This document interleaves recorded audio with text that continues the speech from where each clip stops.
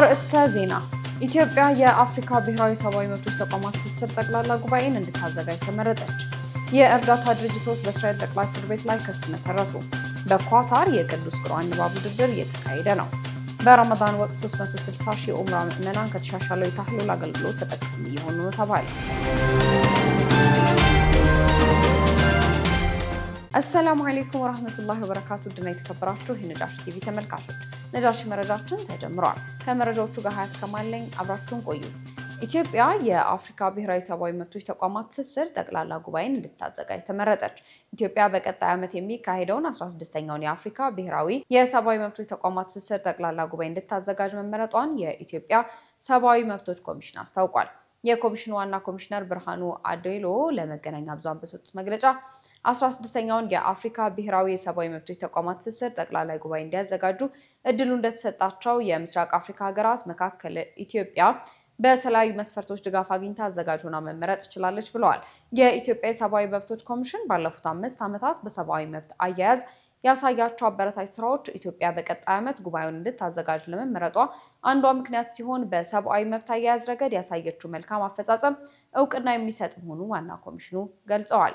እንደ ዋና ኮሚሽነሩ ገለጻ ከሆነ ጉባኤው የሰብአዊ መብቶች ጉዳይ ላይ ለመወያየትና የጋራ አቅጣጫዎችን ለማስቀመጥ እንዲሁም ከአቻ ተቋማት ጋር ልምድ ለመለዋወጥ የሚረዳ ነው። ጉባኤውን ለማካሄድ መንግስት ቁርጠኛ መሆኑን የጠቆሙት ኮሚሽነሩ ጉባኤው ውጤታማ እንዲሆን ለሁሉም ባለድርሻ አካላት እንዲተባበሩ ጥሪ አቅርበዋል።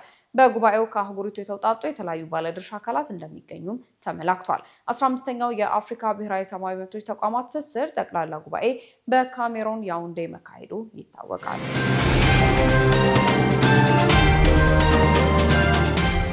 የምግብ ዘይት አምራች ኩባንያዎች የማምረት እክል እንደገጠማቸው ተነገረ። የምግብ ዘይት ፋብሪካዎች በፋይናንስና ግብዓት እጥረት ምክንያት በሙሉ አቅማቸው ማምረት እንዳልቻሉ ተገልጿል።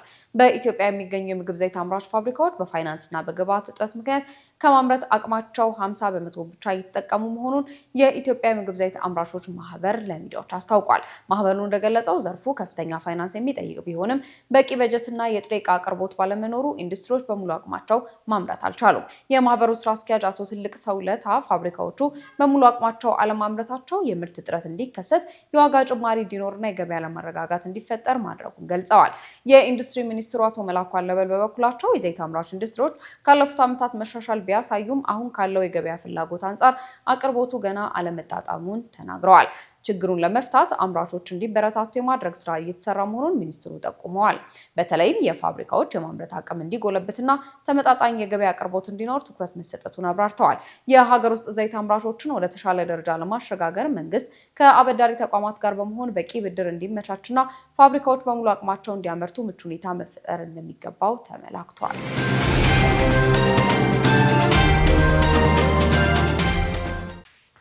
ከውጭ ምንጮች ወዳገኘናቸው መረጃዎች እናልፋለን። በኳታር የቅዱስ ቁርአን ንባብ ውድድር እየተካሄደ ነው። በኳታር የእስልምና ጉዳዮችና ወቅፍ ሚኒስቴር የተዘጋጀው የቅዱስ ቁርአን ንባብ ውድድር በከፍተኛ ትኩረት እየተካሄደ ሲሆን በውድድሩ ላይ በርካታ ወንዶችና ሴቶችም ተሳትፈዋል። ተወዳዳሪዎች በቅዱስ ቁርአን የመጨረሻዎቹ 5 ጁዞች የተመረጡ የቁርአን ክፍሎችን በሂፍዝ በመቅራት ተፈትነዋል። የወንዶቹ ፈተና በኢማም ሙሐመድ ቢን አብዱል ወሃብ መስጂድ ዘወትር ከአስር ሶላት በኋላ እየተካሄደ ሲሆን እንደ ፈረንጆቹ የካቲት 19 2026 የተጀመረው የኳታሮች ፈተና ነገ ይጠናቀቃል። በአንጻሩ የኳታራውያን ሴት ሁፋዞች ፈተና ደግሞ በሀገሪቱ የዳዕዋ መመሪያ ጽሕፈት ቤት እየተካሄደ ይገኛል። የመጨረሻው የማጠቃለያ ውድድር በተያዘለት የጊዜ ሰሌዳ መሰረት ዛሬና ነገ እንደሚካሄድ የሀገሪቱ እስልምና ጉዳዮችና ወቅፍ ሚኒስቴር አስታውቋል። ውድድሩ በኢስላማዊ ማንነት ላይ የተመሰረተ ንቁ የቁርአን ትውልድን ለመፍጠር ያለመ መሆኑን ሚኒስትሩ አክሏል። በኳታር የቁርአን ንባብ ውድድር አዘጋጅ ኮሚቴ ሁሉም የሎጂስቲክና ቴክኒክ ዝግጅቶች መጠናቀቃቸውን ገልጾ የውጤቱን ትክክለኛነት ግልጽነት ለማረጋገጥ የኤሌክትሮኒክ ዳኝነት ስርዓት መጠቀሙን አስታውቋል። የዳኝነት ፓነሎች በብቁ የኳታር የቁርአን ሊቃውንት ወጣቶች የተመራ ሲሆን የሴቶቹ ውድድር ደግሞ በቁርአን ሙሉ ሂፍዝ ያላቸው የኳታር ሴት ዳኞች እንደሚመራ ኮሚቴው ይፋ አድርጓል። በረመዳን ወቅት 360 ሺህ የኡምራ ምዕመናን ከተሻሻለው የታህሉል አገልግሎት ተጠቃሚ የሆኑ ነው ተባለ። ለሀጅ ተጓዦች አገልግሎትን ለማሻሻል በሚደረገው ጥረት የታላቁ መስጂድና የነብዩ መስጂድ ጉዳዮች እንክብካቤ ዋና ባለስልጣን ለታህሉል የተሻሻለው የነፃ የፀጉር መቁረጥ አገልግሎትን ጀምሯል። ይህም የኡምራ ስርዓቶችን ከጨረሱ በኋላ የኢህራምን የመወጣት ተግባር ነው። ይህ ማሻሻያ አገልግሎት ጥራትን ለማሻሻልና በረመዳን ወቅት ወደ ታላቁ መስጂድ የሚመጡትን ከፍተኛ ጎብኚዎች ለማስተናገድ ያለመ ሲሆን ይህም ዓመታዊው ከፍተኛ የኡምራ ወቅት ነው። ከፍተኛ ቁጥር ያላቸው ፀጉር ቆራጮች በግምት 360 ሺህ ተጠቃሚዎችን ያገለግላሉ ተብሎም ይጠበቃል። በመርዋህ በርና በታላቁ መስጂድ ምስራቃዊ አደባባይ አቅራቢያ በተለያዩ ቦታዎች ለወንዶችና ለሴቶች ነፃ አገልግሎቶችን ይሰጣሉ። የታህሉል አገልግሎት ዓመቱን ሙሉ 8 ክፍሎችን ያካሂዳል። 6 ለወንዶችና 2 ለሴቶች። ይህ በረመዳን ወቅት ወደ 12ም አድጓል። ለወንዶች 10 እና ለሴቶች 2 ክፍሎችን ጨምሮ ማለት ነው። እስካሁን ድረስ ከ2 ሚሊዮን በላይ ተጠቃሚዎችን አገልግሏል። በወር በአማካኝ 210 ሺህ ምዕመናንና በየቀኑ በአማካኝ 7 ሺህ ምዕመናንን ያገለግላል።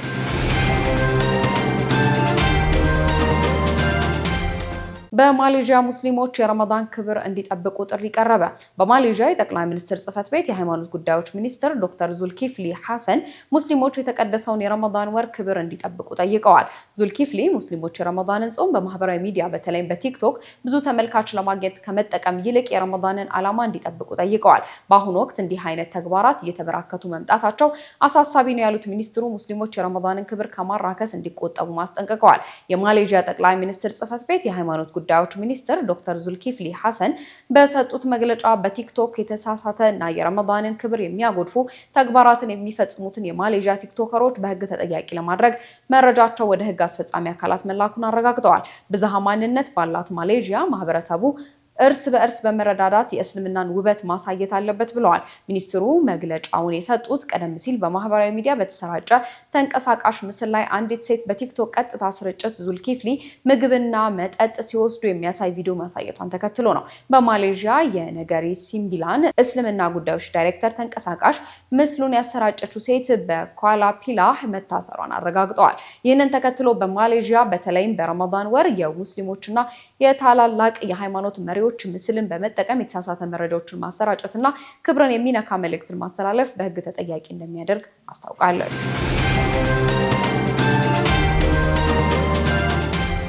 የእርዳታ ድርጅቶች በእስራኤል ጠቅላይ ፍርድ ቤት ላይ ክስ መሰረቱ።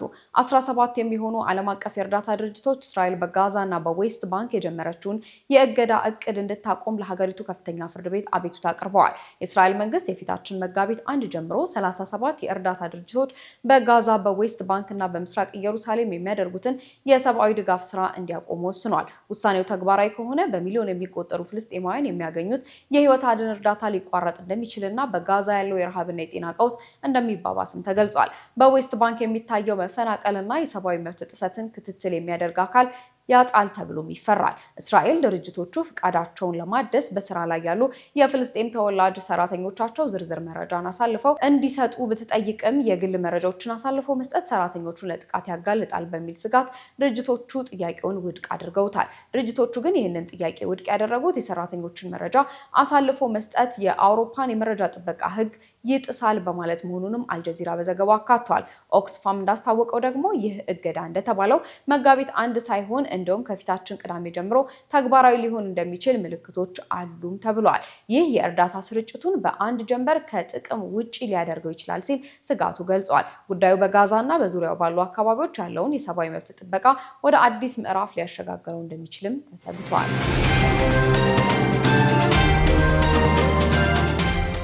ኢራን የትራምፕን ክስ ትልቅ ውሸት ስትል አጣጣለች። የኢራን የውጭ ጉዳይ ሚኒስቴር ቃል አቀባይ እስማኤል ባቃኢ ፕሬዝዳንት ዶናልድ ትራምፕ ኢራን አሜሪካን ሊመቱ የሚችሉ ሚሳኤሎችን እያበለጸገች ነው በማለት ያቀረቡትን ክስ ትልቅ ውሸት ሲሉ ውድቅ አድርገውታል። ትራምፕ ማክሰኞ ዕለት ባደረጉት የሀገር ደህንነት ንግግር ላይ ኢራን ክፉ የኒኩሌር ምኞት አላት ሲሉም ከሰዋል። ኢራን አውሮፓንና በአካባቢ ያሉ የአሜሪካ ጦር ሰፈሮችን ሊመቱ የሚችሉ ሚሳኤሎች አሏት ያሉት ትራምፕ አሁን ደግሞ በቀጥታ አሜሪካን ሊመቱ የሚችሉ ሚሳኤሎችን እየገነባ ነው ብለዋል። ኢራን በበኩሏ ይህ ክስ የተለመደ የሐሰት ፕሮፓጋንዳ ነው ስትል ምላሽ ሰጥታለች። ቴህራን የኒኩሌር ፕሮግራሟ ለሰላማዊ ዓላማ ብቻ እንደሆነ ደጋግማ መግለጿም ይታወሳል። ምንም እንኳን ውጥረቱ ቢባባስም አሜሪካና ኢራን ዲፕሎማሲያዊ መፍትሄ ለማግኘት የፊታችን ሐሙስ በስዊዘርላንድ ጄኔቫ ለሶስተኛ ዙር ድርድር እንደሚቀመጡ ደኒው አረብ ዘግቧል።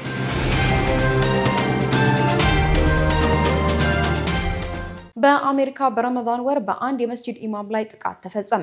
በአሜሪካ አንድ ማንነቱ ያልታወቀ ግለሰብ በመስጂድ ኢማም ላይ የጥይት ሩምታ በመክፈት ጥቃት ፈጽሟል። ጥቃቱ የተፈጸመው በኡታ ግዛት በሳልት ሌክ ከተማ ዳርቻ ላይ ነው። በጥቃቱ ጉዳት አለመድረሱም ተገልጿል። የኡታህ እስላማዊ ማዕከል መሪ የሆኑት ኢማም ወደ መስጂድ ለመሄድ ከቤታቸው በወጡበት ወቅት በአንድ ነጭ መኪና ውስጥ የነበረና የፊት ጭንብል የለበሰ ግለሰብ የጥይት ሩምታ ከፍቶባቸዋል። በአሜሪካ ኡታህ ግዛት የታላቁ ኡታህ መስጂድ ኢማም የሆኑት ሼህ ሹዓይብ ዲን ጥቃት የፈጸመው አካል ቤቴን፣ መኪናዬንና የመውጫ ሰዓቴን ጠንቅቆ የሚያውቅ ነበር ብለዋል። ኢማሙ ከቤታቸው በቅርብ ርቀት ላይ ወዳለው መስጂድ ለመሄድ መኪናቸውን ከጋራዥ ይዘው እየወጡ በነበረበት ወቅት ታጣቂው ከመኪናው ወርዶ ተኩስ እንደከፈተባቸው ገልጸዋል። ሼህ ሹዓይብ ወደ 911 በመደወል የመኪናውን ታርጋ ለመያዝ ቢሞክሩም ታጣቂው የከፈተባቸው የጥይት ሩምታ ፋታ አልሰጣቸውም። ኢማም ሹዓይብ ዲን ወንጀለኛው ለሁለተኛ ጊዜ ተመልሶ 8 ጥይት ተኩሶብኛል። የተኩሰው ጥይት ከፊትና ከኋላ በኩል የመኪናን መስታወት ከመምታት ውጪ አልሐምዱሊላህ ጉዳት አላደረሰብኝም ብለዋል። ወንጀለኛው ምንም አይነት ማስረጃ ሳይተው መሰወሩንም ነው የገለጹት። በአሜሪካ የኡታህ ግዛት ፖሊስ እስካሁን ድረስ ተጠርጣሪውን መያዝ እንዳልቻለ ገልጾ ወንጀለኛውን ለመያዝ እያጣራሁ ነው ብለዋል። ይህንንም ተከትሎ የአሜሪካ ኢስላማዊ ግንኙነት ምክር ቤት ወንጀለኛው እንዲያዝ ለሚተባበር ወይም ስለ ወንጀለኛው መረጃ የሚሰጥ ማንኛውም ሰው $5000 የአሜሪካን ዶላር ሽልማት እንደሚሰጠው አስታውቋል። በተጨማሪ ምክር ቤቱ በተለይ በረመዳን ወር ፖሊስ ለመስጂድ ኢማሞችና ለሙስሊሞች የሚያደርገውን ጥበቃ አጠናክሮ እንዲቀጥል ጠይቋል።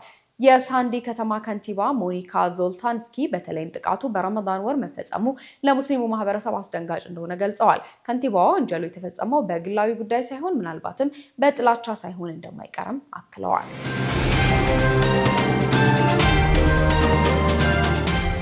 አሁን ደግሞ የተመራረጡ ወቅታዊ የቢዝነስ መረጃዎችን እናደርሳችኋለን። ዙበይዳ ሐሰን አዘጋጅተዋለች። አዋሽ ባንክ በአዋሽ ኢህላስ የፋይናንስ ዘርፍ ብቻ ከ27 ቢሊዮን ብር በላይ የሐላል ፋይናንስ ድጋፍ ማቅረብ መቻሉ ተነግሯል። አዋሽ ባንክ የ1447ኛ የረመዳን ወርን በማስመልከት በባቡል ሀይር የበጎ አድራጎት ድርጅት የኢፍጣር መርሃ ግብር አካሂዷል። በፕሮግራሙ ላይም ባንኩ ማህበራዊ ኃላፊነቱን በመወጣት የሰራቸው ስራዎችም ተነግረዋል። በዚህም ላለፉት 31 ዓመታት በትምህርት፣ በጤና፣ በስራ ፈጠራ እንዲሁም ደግሞ ለአቅመ ደካሞች በመኖሪያ ቤት ግንባታ ከፍተኛ በጀት በመመደብ በርካታ ስራዎችን ማከናወኑን አዋሽ ባንክ አስታውቋል። አዋሽ ባንክ በሀገራችን ከ1005 በላይ ቅርንጫፎች ያሉ ሲሆን ከነዚህ ውስጥም ከ3.5 ሚሊዮን በላይ ከወለድ ነጻ የባንክ አገልግሎቶች ተጠቃሚ ደንበኞች ማፍራት መቻሉም ተነግሯል። ከጠቅላላ ቅርንጫፎቹ መካከልም 50 ቅርንጫፎቹ ሙሉ በሙሉ ከወለድ ነጻ አገልግሎት ወይም ደግሞ አዋሽ ኢህላስ ቅርንጫፎች ናቸውም ተብሏል። አዋሽ ባንክ በአዋሽ ኢህላስ የፋይናንስ ዘርፍ ብቻ ከ27 ቢሊዮን ብር በላይ የሐላል ፋይናንስ ድጋፍ ማቅረብ መቻሉም በመርሃ ግብሩ ላይ ተነግሯል። በተጨማሪም ለሙስሊሙ ኡማ የሀጅ ጉዞ አስፈላጊ የውጭ ምንዛሬ በማቅረብና አስፈላጊ ድጋፎችን እያደረገ እንደሚገኝም ባንኩን ያስታወቀው አዋሽ ባንክ በባቡል ሀይር የበጎ አድራጎት ድርጅት የኢፍጣር መርሃ ግብር ባዘጋጀበት ወቅት ባንኩ ማህበራዊ ኃላፊነቱን በመወጣት ለወገን ደራሽ የሆነ ባንክ መሆኑን እያስመሰከረ ይገኛልም ተብሏል። አምራች ኢንዱስትሪዎች ጥራት ያለውና እሴት የተጨመረበት ምርቶች ይዘው መቅረብ እንዳለባቸው ተነግሯል። ይህ የተነገረው የኢፌዴሪ የኢንዱስትሪ ሚኒስቴር የአዲስ አበባ ከተማ አስተዳደር ኢንዱስትሪና የኢንቨስትመንት ቢሮ በአዲስ ኢንተርናሽናል ኮንቬክሽን ማዕከል ባዘጋጀው የምርት አውደ ርዕይ የጉብኝት መርሃ ግብር ላይ ነው። የኢንዱስትሪ እድገትና ተወዳዳሪነት ዘርፍ ሚኒስትር ዴኤታ አቶ ታረቀኝ ቡልልታ በ2018 በሚካሄደው ዓለም አቀፍ የኢንዱስትሪ ታምርት ኤክስፖ የሚሳተፉ አምራች ኢንዱስትሪዎች ጥራት ያለውና እሴት የተጨመረበት ምርት ለማቅረብ ትኩረት ሰጥተው መስራት እንዳለባቸው ገልጸዋል። ዘንድሮ የሚካሄደው የኢትዮጵያ ታምርት ዓለም አቀፍ ኤክስፖ ካለፈው ዓመት በተሻለ መልኩ በርካታ የውጭ ጎብኚዎች ይጎበኙታል ተብሎም ይጠበቃል። ስለሆነም ሴቶችን፣ ህጻናትንና አካል ጉዳተኞችን ታሳቢ ያደረገ ምርት ያመረቱና ብዙ ጎብኚዎች ለሚጎበኛቸው ተሳታፊ አምራች ኢንዱስትሪዎች ልዩ ማበረታቻ መዘጋጀቱንም አቶ ታረቀኝ ቡልልታ ተናግረዋል። ሳዑዲ አረቢያ ከ40 አገሮች ወደ ግዛቷ የሚገቡ የዶሮ እርባታ የእንቁላል ምርት መከልከሏ ሰምቷል። ሳዑዲ አረቢያ ይህንን ውሳኔ ያስተላለፈችው በዓለም አቀፍ የጤና ግምገማዎችና የአደጋ ግምገማ ላይ በመመስረት እንደሆነም ተነግሯል። የሳዑዲ አረቢያ የምግብና የመድኃኒት ባለስልጣን ህንድን ጨምሮ ከሌሎች 39 አገሮች የዶሮ እርባታና የእንቁላል ምርቶችን ከልክሏል።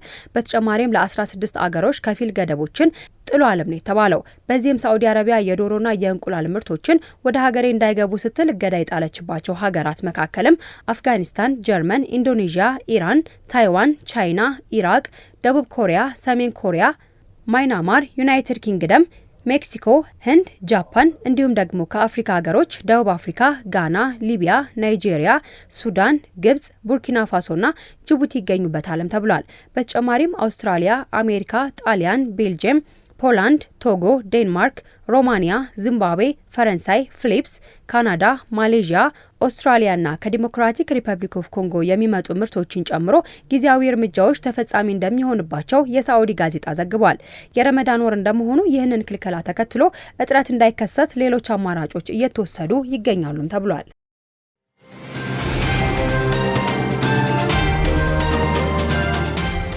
በመጨረሻም የተለያዩ ህዝቦችን ያኗኗር ሁኔታ የምናስቃኝበት ሳምንታዊ ያኗኗር ዘይቤ መሰናዷችን እናደርሳችኋለን። መሐመድ ሚፍታህ ያቀርበዋል። ጋዛ ውስጥ የዘንድሮው ረመዳን እንደወትሮ አይደለም። እንደወትሮ ሁሉ አዛን ከታላላቅ ሚናራዎች አይሰማም። ሙስሊሞችም ቀደም ባለ ጊዜ ውስጥ ያደርጉት እንደነበረው ተራዊህን ጨምሮ መደበኛ ሶላቶችን በታላላቅ መስጂዶችና በአማሩ ምንጣፎች ላይ አይሰግዱም። እስራኤል በጋዛ ሰርጥ በከፈተችው ጦርነት ከፈረሱ ታላላቅ መስጂዶች ውስጥ በርካታ መቶ ዓመታትን ያስቆጠረው የአልኦማሪ መስጂድ ይገኝበታል። ይህ መስጂድ በተለይም በረመዳን ወር በሺዎች የሚቆጠሩ ጋዛውያን ለተራዊ ሶላት የሚሰባሰቡበት መንፈሳዊ መድረክ ነበር። የጋዛ መስጂዶች ጦርነት ሳቢያ ወድመዋል። የጋዛ እስልምና ጉዳዮች ሚኒስትር አንዋር አቡሻዊሽ በጋዛ ከነበሩት 1244 መስጂዶች ውስጥ 1160ዎቹ በጦርነቱ ሳቢያ ወድመዋል። 909 የሚሆኑት ሙሉ በሙሉ የፈረሱ ሲሆን 251 የሚሆኑት መስጂዶች ደግሞ አገልግሎት መስጠት በማይችሉበት ደረጃ ተጎድተዋል። በዚህም የ500 ሚሊዮን ዶላር ኪሳራ መድረሱን ሚኒስተሩ ገልጸዋል። ጋዛ ከተማ የተቀናጡት መኖሪያ ቤቶችና የማይነጥፉት ማዕድ ቤቶች አሁን ከፍርስራሽ ስር ተቀብረዋል። ጋዛውያን በፍጡር ሰዓት እንኳን የተመጣጠነ ምግብ ማግኘት የሚችሉበት እድል የለም። ነገር ግን ጋዛውያን የረመዳንን ድባብ ለመፍጠር የተለያዩ ጥረቶችን እያደረጉ ነው። በጋዛ አዛን የሚሰማው ከፕላስቲክና ከእንጨት በተሰሩ ጊዜያዊ መስገጃ ቦታዎች መካከል ነው። በተለይም በክረምቱ ወቅት የጋዛ ጎዳናዎችና ፍርስራሽ ጣሪያዎች ለመስገጃነት እያገለግሉ ነው። በአሁኑ ወቅት በመላው ጋዛ ከ500 በላይ ከፕላስቲክና እንጨት የተሰሩ ጊዜያዊ መስገጃዎች ይገኛሉ። እነዚህ ጊዜያዊ መስገጃ ስፍራዎች በመጠለያ ካምፖች አካባቢ ከእንጨት ከብረትና ከተለያዩ ቁሳቁሶች የተሰሩ ናቸው። ነገር ግን መስገጃዎቹ የሰጋጆቹን ቁጥር ለማስተናገድ በቂ አይደሉም። ጋዛ ካልናስር አካባቢ የመጣው ሙሳ አቡክዌክ የአል ኦማሪ መስጂድ ለእኛ ከመስጂድን በላይ ነበር በማለት ይገልጻል። በተለይም በረመዳን ወር የሚቀራ የቁርአን ንባብ ልብን ዘልቆ የሚገባ ነበር። ከሁለት ረመዳኖች በኋላ አሁን ደግሞ በመስጂዱ ፍርስራሽ ላይ በተሰራች አነስተኛ ጎጆ ውስጥ እየሰገድን ነው። እንደ ቀድሞ ባይሆንም አልሐምዱሊላህ ሙሉ በሙሉ ከመጥፋት ይሻላል ይላል። እስራኤል የከፈተችው የዘር ማጥፋት ዘመቻ የጎዳው መስጂዶችን ብቻ አይደለም። ከ330 በላይ የሃይማኖት አገልጋዮች፣ ኢማሞችና ኡስታዞች ተገድለዋል። 27ቱ ደግሞ በእስራኤል እስር ቤት ውስጥ ነው የሚገኙት። ከጀበላ የተፈናቀሉት ኢማም ሸህዲያ አቡ መህዲ ትልቁ ሐዘን የእኛ ኢማሞችና የቁርአን ሐፊዞች መጥፋት ነው በማለት የጉዳዩን አሳሳቢነት በአንክሮ ይገልጻሉ። አጠቃላይ በጋዛ ከተማ የዘንድሮው ረመዳን ካለፉት ረመዳኖች ይለያል። ረመዳን በጋዛውያን ዘንድ በአንጻራዊ የተስፋ ጭላንጭልና በፍርስራሽ ትዝታዎች መካከል እያለፈ ነው። ግጭቶች ቀንሰው ሙስሊሞች ለሶላት መሰብሰብ ችለዋል። የፕላስቲክ ጣሪያ ባላቸው አነስተኛ መስጂዶች ውስጥ የእንጨት ግድግዳ ተደግፈው ሕፃናት ቁርአን ይቀራሉ። ሙእሚኖች በሚጎረብጡ መሬቶች ላይ ይሰግዳሉ። የአዛንም ሆነ የቁርአን ንባብ ድምጾች ብዙ አይሰሙም። ነገር ግን ሰዎች የረመዳንን ኢባዳ ከመፈጸም አልተወገዱም። ከጀባሊያ የመጡት ኢማም ሸህዲያ በፍርስራሽ መካከል ቢሆንም እንኳን ለእምነት የሚሰጠው ተስፋና መንፈሳዊ ጽናት እንደሚቀጥል ይገልጻሉ።